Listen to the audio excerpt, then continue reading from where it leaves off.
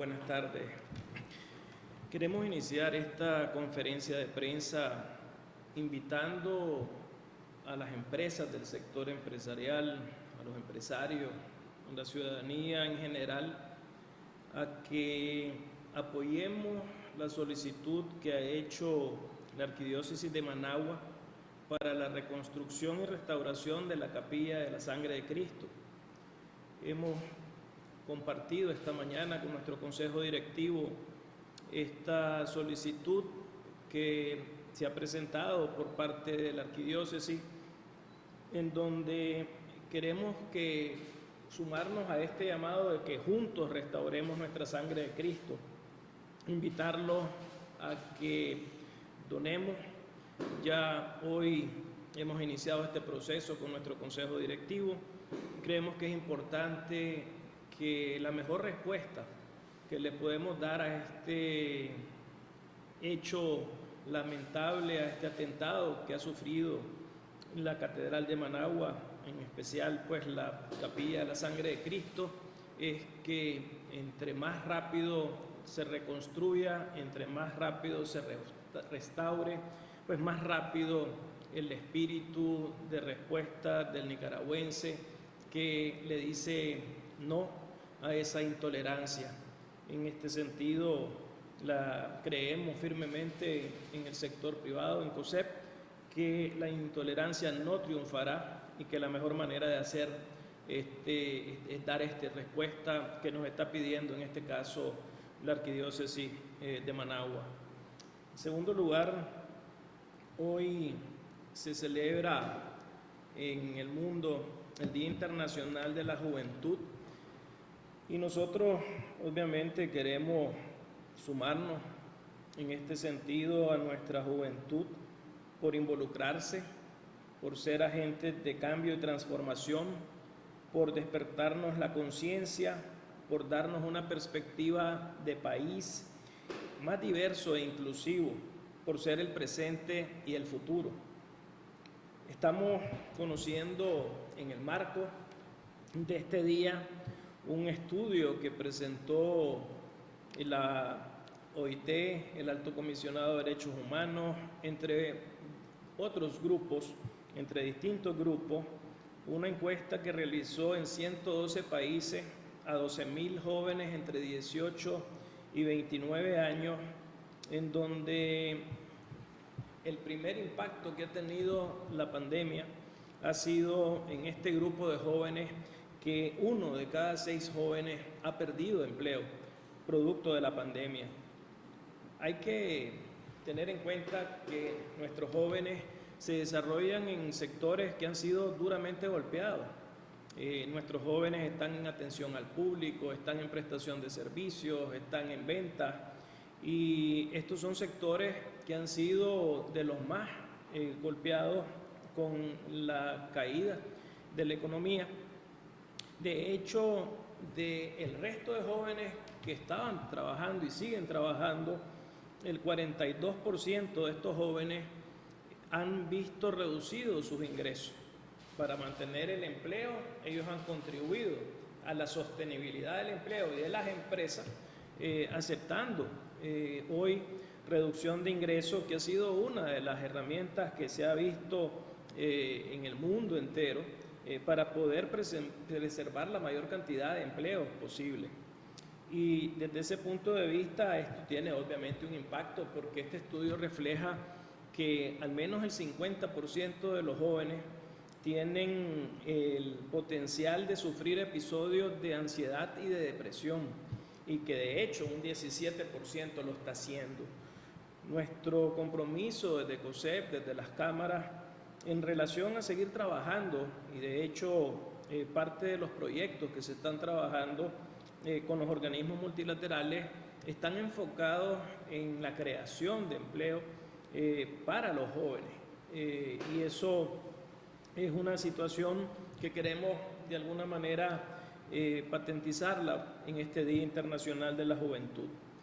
En tercer lugar, quisiéramos presentarle lo que es el video de esta semana, que sigue siendo un esfuerzo que nos hemos propuesto desde el sector privado aglutinado en COSEP para de alguna manera seguir motivando a las personas a que tomemos las decisiones correctas para preservar nuestra salud y la salud de todos. Entonces vamos a compartir este video. Algunas cosas que debemos evitar durante la pandemia para poder reducir su propagación. Evitemos salir de casa si presentamos algún malestar. El virus es bastante engañoso y se presenta de forma confusa. Los síntomas son variados y extraños. Si por ejemplo tenemos fiebre, tos seca, agotamiento físico o anosmia, no nos automediquemos. Consultemos a un médico y mantengámonos en casa. Evitemos salir ignorando las medidas básicas de prevención recomendadas por las autoridades médicas. No nos confiemos, no bajemos la guardia. Siempre hay que lavarnos las manos al salir y llegar al destino, aplicarnos alcohol gel, usar mascarillas y mantener el distanciamiento social. Evitemos salir a espacios cerrados, espacios concurridos o a situaciones físicas que resulten con contactos muy cercanos. Estos espacios y situaciones han mostrado ser de altísimo riesgo de contagio. Promovamos el uso de espacios abiertos, con un estricto cuidado personal y distancia física apropiada. Evitemos salir con toda la familia cuando vayamos de compras o a realizar gestiones de ámbito público. No expongamos de manera innecesaria a nuestras familias por su propia seguridad y la tuya. Evitemos salir si no es necesario. Quedarse en casa es una de las medidas más eficaces para detener la propagación del COVID-19, evitar el colapso sanitario y proteger a las personas más vulnerables. Superar la crisis es tarea de todos.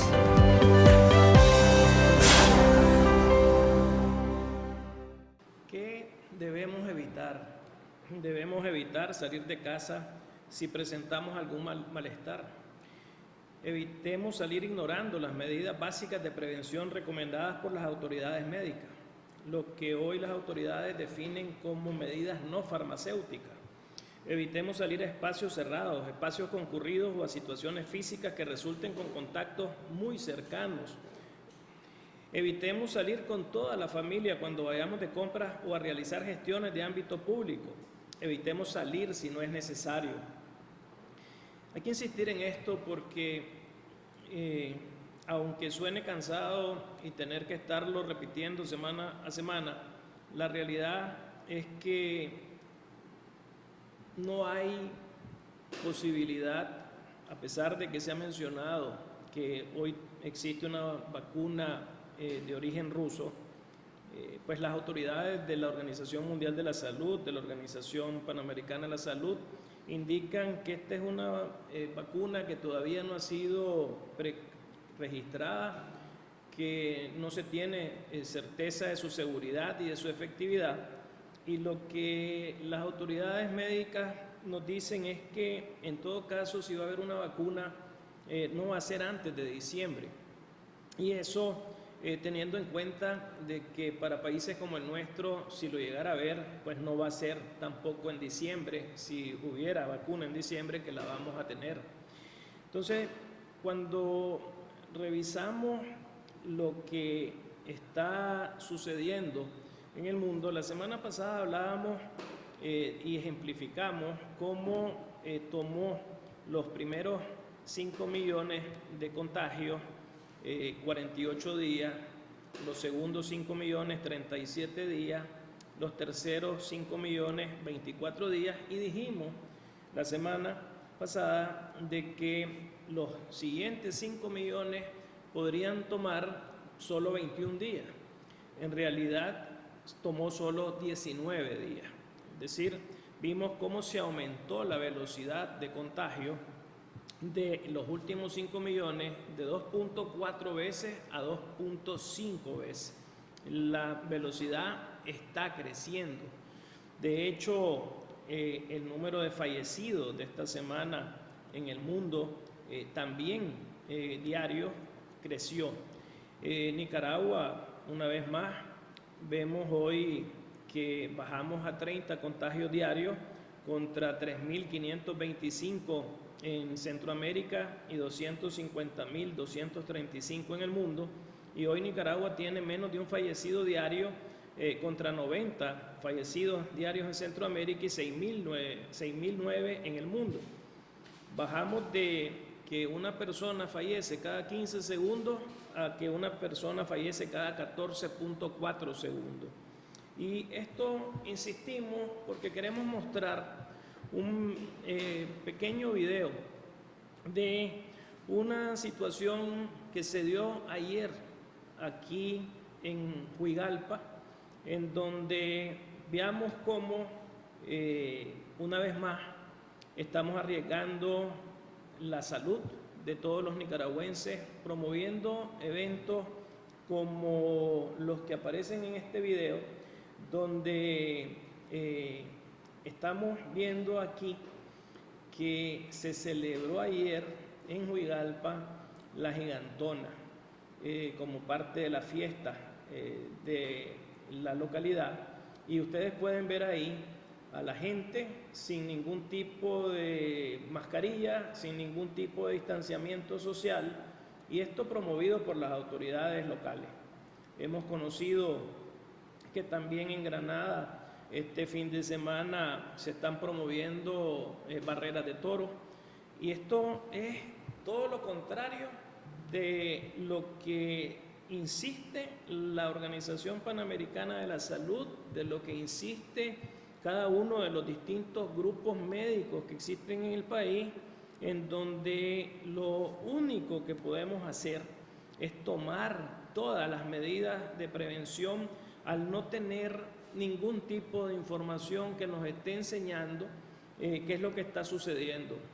Ayer las autoridades de la OPS en la conferencia de prensa se referían a la situación de oscuridad que tenemos cuando no se presenta esta información, que entonces no te permite identificar, no te permite rastrear, no te permite poner en cuarentena y por lo tanto no te permite evitar que esto siga creciendo. Es verdad que hemos tenido cifras que nos indican que hay disminución de los casos en principio, pero obviamente eso no significa que por lo tanto esto ya sucedió, ya pasó y ahora hay que darle vuelta a la página e insistir en que todo es lo que era antes. No es así. Y desde ese punto de vista es importantísimo que sigamos haciendo estos llamados, que sigamos sumándonos a lo que dicen los especialistas, que sigamos sumándonos a lo que dice la OPS en relación a que tomemos todas las medidas todo el tiempo al no tener información. De hecho, fue muy interesante cómo el representante de la OPS señala que por un tema de acceso a la salud pública en un país con la inequidad que tiene Nicaragua, cobrar $150 por un examen para poder salir del país es algo que lo que provoca es todo lo contrario de lo que se quiere. Al hacer esto y la gente entonces verse limitada a no tomar este examen, entonces no estás pudiendo detectar en esos casos que se pudieran detectar si este examen fuera gratuito. Entonces, aquí la invitación es, una vez más, a que tomemos todas las medidas de prevención. También es importante a que busquemos la atención médica oportuna. Creo que en este sentido, el hecho de que no querramos, y esto lo hemos dicho anteriormente, ir a un lugar porque tenemos miedo de ser contagiados, corre el riesgo la persona de que cuando decida ir entonces a buscar esa atención ya sea demasiado tarde. Creo que en ese sentido hay que estar atentos a lo que dicen los especialistas e invitar a la población, y hoy la OPS tiene una campaña para que usemos mascarilla. Como pudimos ver en el video en Juigalpa, eran contadas las personas que andaban con mascarilla. Igualmente pudimos comprobar que este pasado 10 de agosto el mercado oriental tuvo afluencia de personas y la preocupación que se nos compartió es que una gran mayoría de estas personas no andaban con mascarilla y que una enorme cantidad de estas personas que no andaban con mascarilla eran jóvenes. ¿Qué significa esto? El joven que cree que es inmune y que de alguna manera piensa que no va a ser transmisor del virus.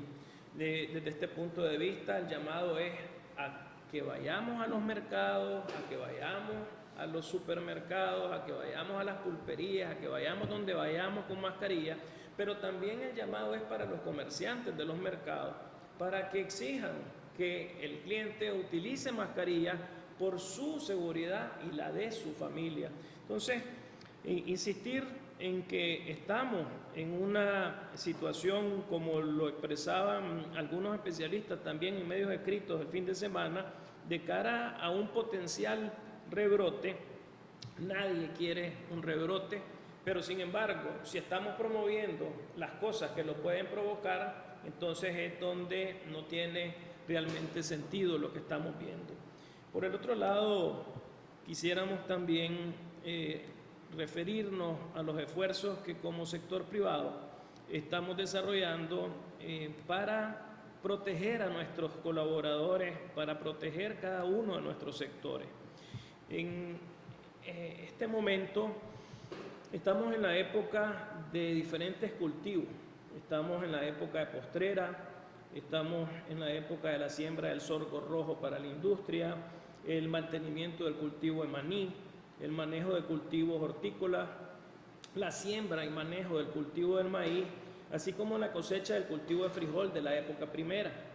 Y en septiembre inicia la recolecta de café y luego en noviembre arranca la zafra azucarera, la época de apante para la siembra de frijol, la cosecha del cultivo de maní y la cosecha de arroz secano. Es por esto que COSEP y UPANIC nos dimos a la tarea, en conjunto con la OIT, de adaptar la guía que elaboró la OIT, que estamos subiendo a las redes y que estamos presentando a través de un webinar el próximo viernes, que hemos denominado Guía Práctica para la Prevención y Mitigación del COVID-19 en la actividad agropecuaria.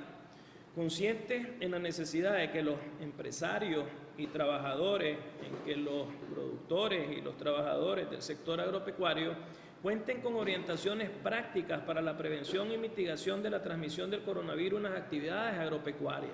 Afortunadamente este es un sector que todavía no ha sido golpeado y lo que estamos es haciendo un esfuerzo muy importante para que podamos, a través de esta guía que consta de 8 capítulos y un anexo, que podamos llevar a la finca, a los lugares de trabajo, y en este sentido fincas agrícolas y ganaderas, todas aquellas recomendaciones de prevención que se tienen que aplicar para mitigar la propagación del virus. Y esto para nosotros es parte de ese esfuerzo que hemos venido trabajando.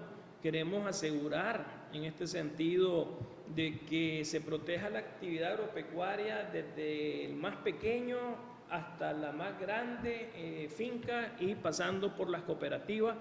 Y creo que esto es un esfuerzo muy importante que espero que nos ayuden a diseminar los medios de comunicación de manera particular pues en este sector, y que se suma a los esfuerzos que hemos venido trabajando con la OIT, donde ya presentamos a la opinión pública una guía para empleadores, donde ya presentamos un plan de 6 pasos para favorecer a las pymes durante las crisis.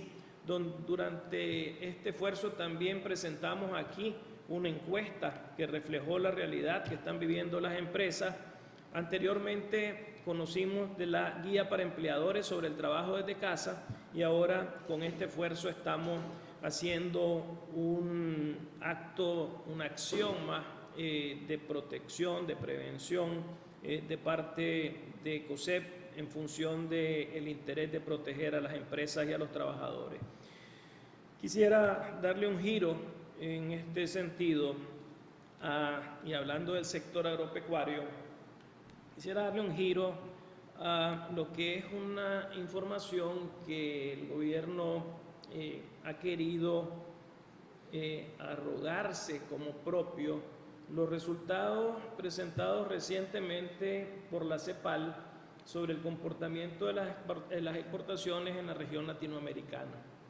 En ese estudio que presenta la CEPAL, que cubre el periodo de enero a mayo, estamos viendo ahí que referida a las exportaciones de productos tradicionales, Nicaragua aparece como país líder en cuanto a crecimiento de exportaciones a pesar de la pandemia, y que son muy pocos países realmente los que aparecen en positivo. Quisiera en esto dejar claro que, contrario a lo expuesto por las autoridades, estos resultados no son gracias a, sino a pesar de todas las medidas que las autoridades han aplicado en contra del sector productivo.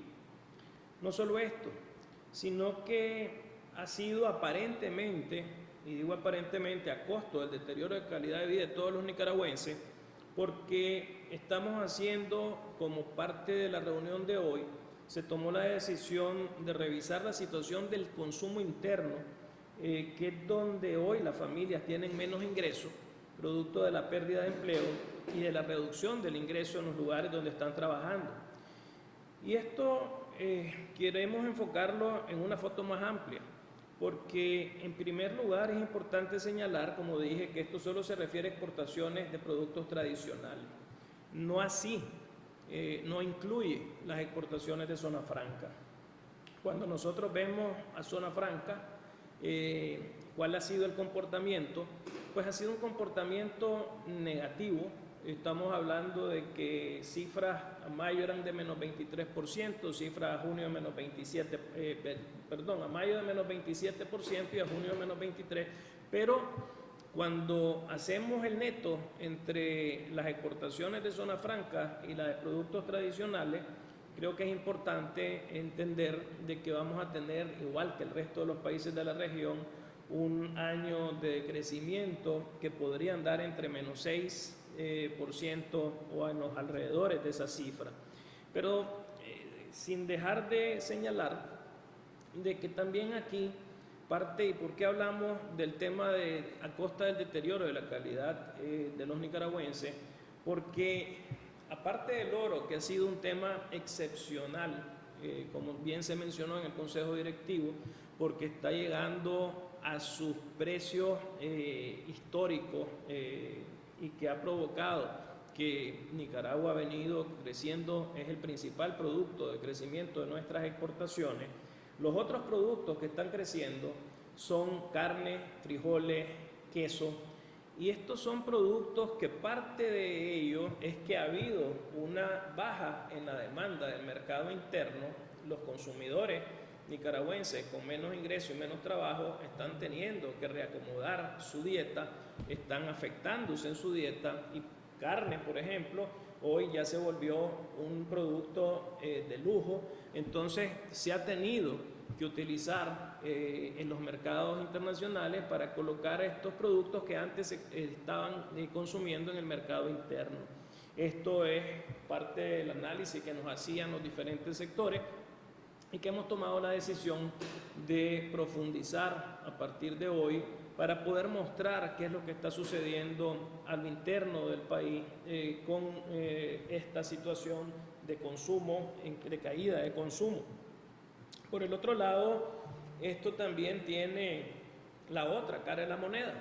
¿Y cuál es la otra cara de la moneda? El informe habla de exportaciones, pero el informe no habla de importaciones. Así como sí, efectivamente, hemos visto un crecimiento en las exportaciones de productos tradicionales, hemos visto una caída significativa en las importaciones del país. Y esta caída en ese mismo periodo, enero-mayo, mientras las exportaciones crecieron 14% aproximadamente, las importaciones cayeron 28%. Y esto es superior al mismo periodo del año anterior, que habían caído 21%.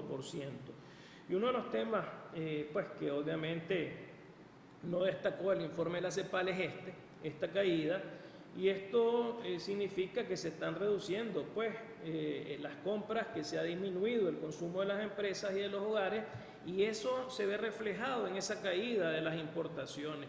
Entonces, no es nada más el tema de qué estoy comiendo ahora, sino qué estoy comprando ahora. Y ahí es donde vos ves en esa baja de importaciones la debilidad de la economía, y esto lo hemos dicho, esto mientras no se resuelva el tema político, esta situación la vamos a seguir enfrentando.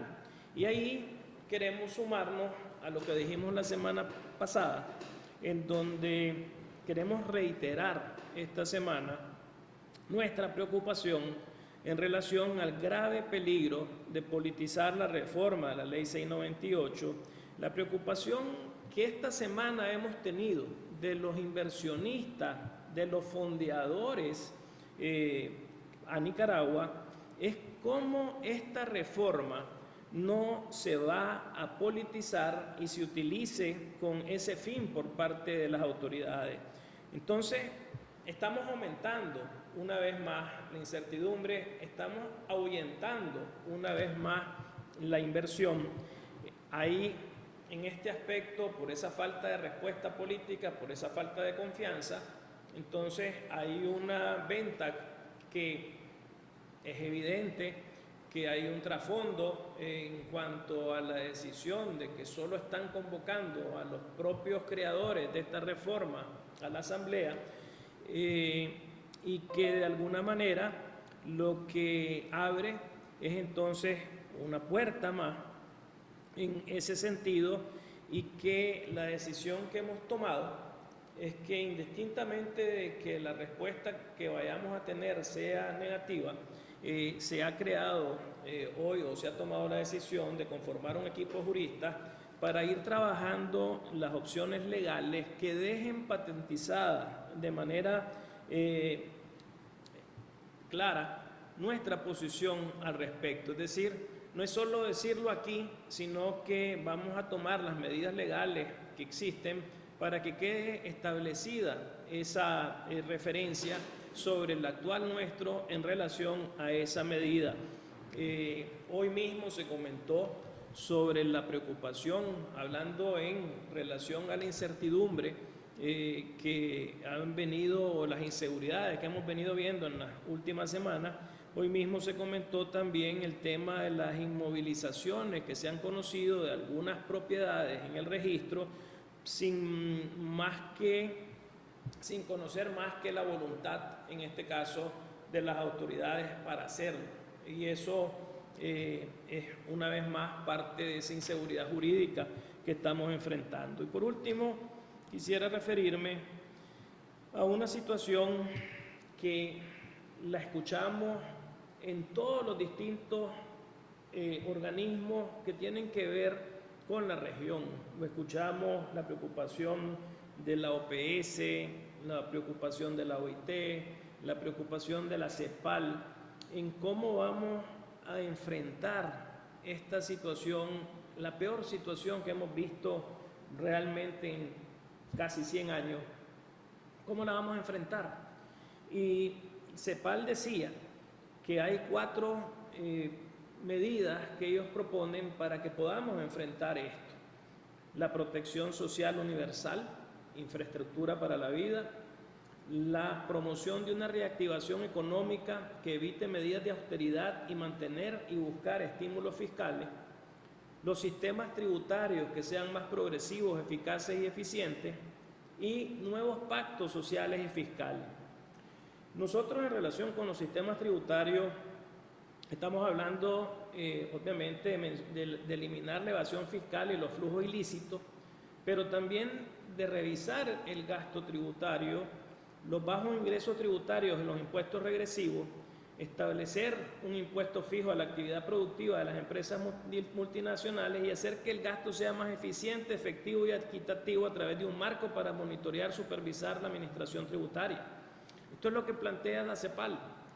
Pero si nosotros lo ligamos esto a Nicaragua, lo que estamos viendo es que para nosotros, para que la reactivación de la economía, ¿qué necesitamos? Necesitamos mantener y buscar estímulos fiscales y nuevos pactos fiscales a propósito de la reforma tributaria que ha venido a ser un golpe muy grande porque esto lo único que ha hecho es llenar el hueco que tiene el gobierno ante la caída de los ingresos tributarios a costa de lo que es la generación de empleo, a costa de la productividad, a costa de la competitividad, a costa de lo que hoy todas las diferentes instancias en la región están señalando que se tiene que hacer. Nosotros estamos haciendo lo contrario.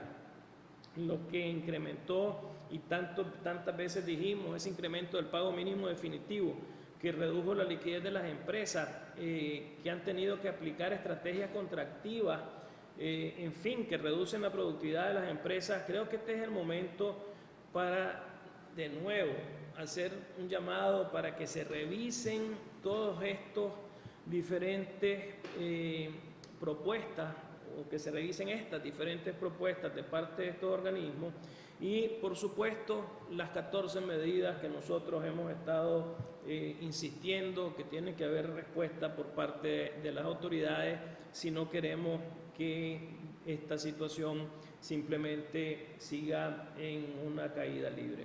Abrimos a cualquier pregunta. Damos la palabra al colega periodista Iván Olivares.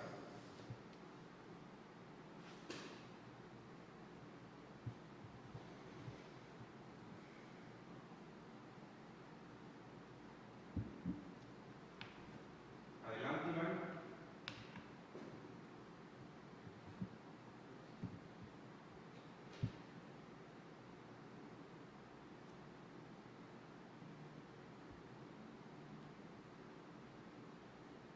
Damos la palabra a Cintia Torres. Buenas tardes, doctor. Quería preguntarle un poco sobre su decisión, ¿verdad? Que anunció la semana pasada, si va a postulación a las elecciones de COSEP.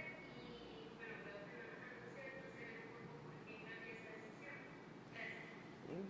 Cintia, una disculpa porque efectivamente dije que iba a anunciar esta semana, pero todavía estoy en proceso de esa toma de decisión, así es que es lo único que tengo que comentar. Iván Olivares.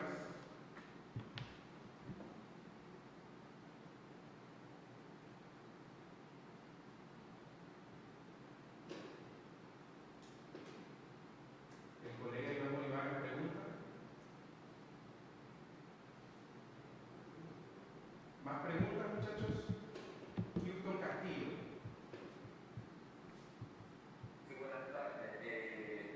Una consulta, ¿me escuchan bien, verdad? Sí, adelante. Ok, ¿cuánto representa, mencionaba el número de jóvenes desempleados en Nicaragua durante la crisis que se vive en el país actualmente? Mencioné yo que hay obviamente un oscurantismo en el manejo de las cifras que el gobierno dejó de publicar, y eso obviamente es parte del esfuerzo que se sigue construyendo para generar nuestras propias cifras.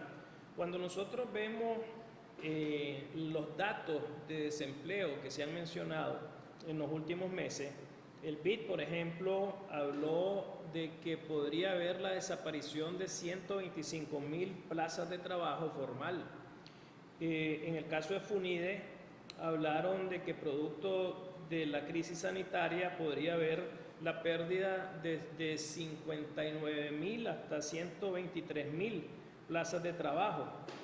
De hecho, en las perspectivas que presentó FUNIDE para el 2020, entonces se habló de que se podría tener un incremento del desempleo abierto que estaba en 6% hasta 6.6% en el 2019, hasta entre 8.3 y 10.3 en el año 2020. Eso significa 272,000 a 336,000 personas que podrían quedar desempleadas este año. ¿Cuántos de estos son jóvenes? Es especular. Lo que sí puedo señalar es que ante una realidad que es que la inmensa mayoría de la población nicaragüense son jóvenes, ante una realidad que es que de los sectores más afectados son el comercio y servicios. que ya mencioné, que son de los sectores donde más jóvenes participan, el sector construcción, que son jóvenes en su mayoría, los que están trabajando dentro de este sector, el sector turístico, donde la prestación de servicios estaba fundamentada también en la presencia de jóvenes. Todos estos números están obviamente refiriéndose a que la gran mayoría son jóvenes los que se van a quedar sin empleo en el país. Aquí el llamado de nuevo es que por más que querramos vender cifras que tratan de presentar una cara en positivo de lo que está aparentemente sucediendo en el país, la realidad es otra. Las cifras están ahí, las personas que están perdiendo el empleo están ahí, las personas que se están quedando con menos ingresos están ahí, las personas que han tenido que perder su empleo formal y volverse e irse a un empleo informal están ahí. Entonces, aquí, de nuevo, tenemos dos crisis, ninguna de las dos con respuesta, y esto básicamente, de nuevo, está cayendo sobre los hombros de todos los nicaragüenses, de las familias nicaragüenses, que incluye a los jóvenes. ¿Más preguntas, muchachos? Muchísimas gracias. Muchas gracias, cuídense.